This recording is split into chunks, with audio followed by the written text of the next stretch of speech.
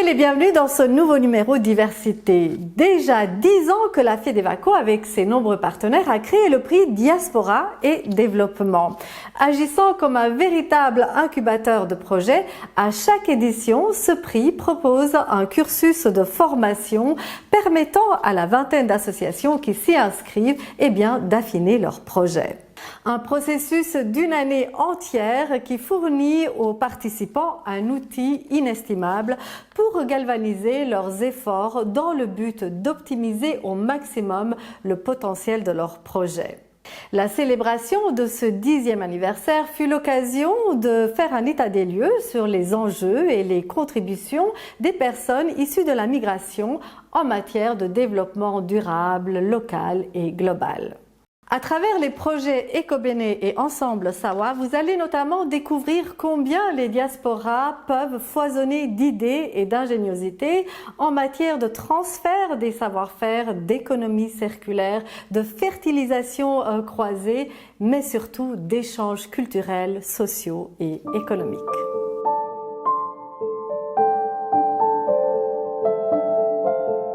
Je m'appelle Adjenana Mamatabouna, je suis tchadienne et je suis la fondatrice et présidente de l'ONG internationale Ensemble Sawa. Ensemble Sawa est une ONG qui a pour but de fabriquer des serviettes hygiéniques réutilisables, lavables dans le but écologique et économique pour que les jeunes filles puissent continuer à aller à l'école pendant leur période menstruelle.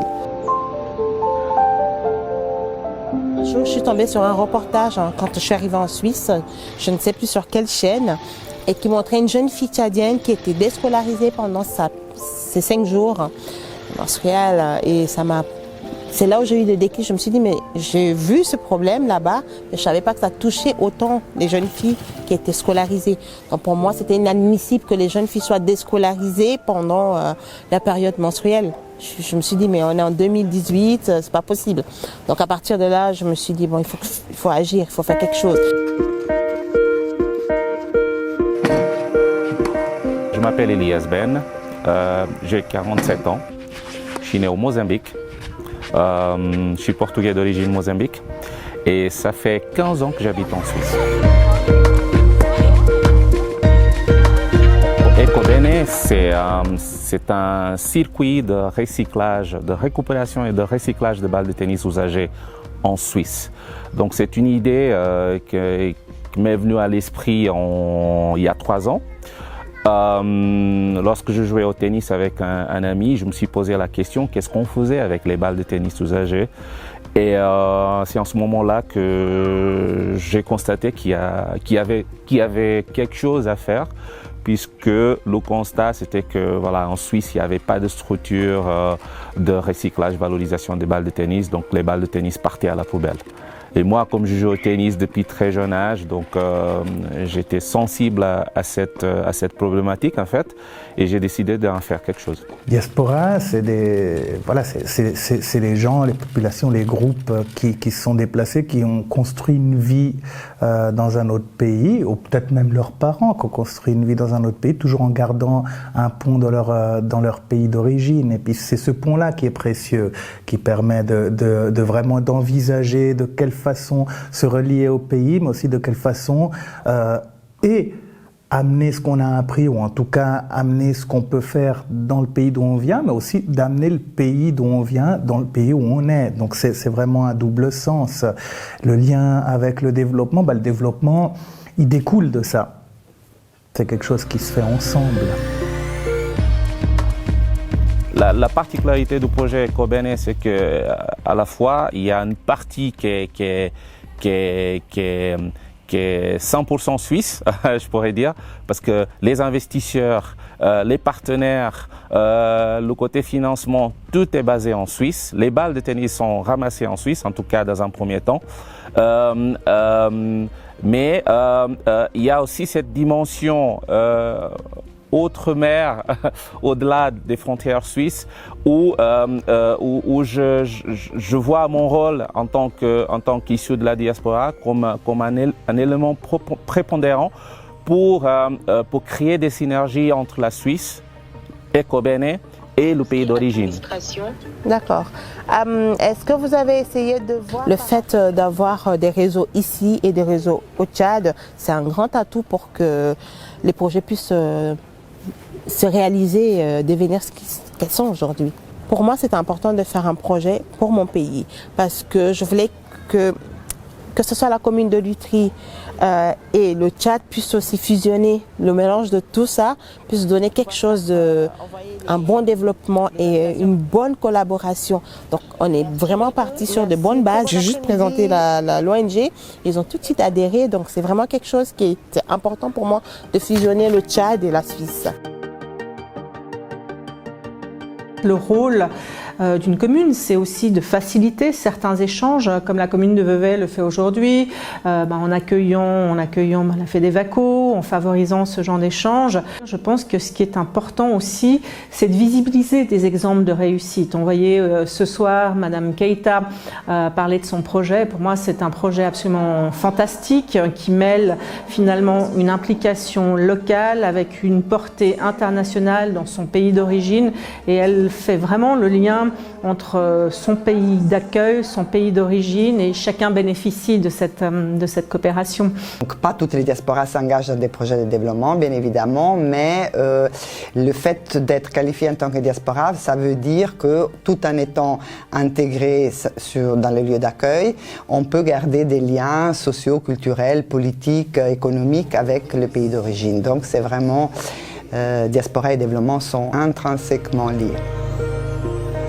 EcoBene, c'est un projet d'économie sociale et solidaire dans le sens où il y a une dimension économique, évidemment, parce que l'objectif, c'est de ramasser les balles de tennis. Les balles de tennis sont stockées et puis il y a la valorisation, c'est-à-dire que la matière première, secondaire qui est récupérée, on essaye de la valoriser en fabriquant par exemple des semelles de chaussures, des sacs sportifs, des bracelets pour les montres et aussi des aires de jeu pour les enfants. Ces projets d'économie sociale et solidaire prennent de l'ampleur également dans le canton de Vaud en Suisse, puisqu'on a une chambre vaudoise de l'économie sociale et solidaire, mais également aussi dans des projets de développement. On voit des ONG vaudoises, membres de la FEDEVACO, qui soutiennent aussi des entrepreneurs dans les pays du Sud. Si on veut comprendre les choses et si on veut donner un sens aux choses, c'est de ne pas les travailler en silo. Diaspora et développement, ça inclut et ça induit un mouvement de circulation. Il faut que ce mouvement de circulation soit cohérent et soit évolutif. Dans le dispositif, en tout cas vaudois, les acteurs associatifs sont un élément majeur de la politique d'intégration. C'est sur eux que repose le lien avec le terrain, c'est sur eux que repose aussi l'identification des besoins. Et on ne peut pas faire de politique correcte sans identification des besoins.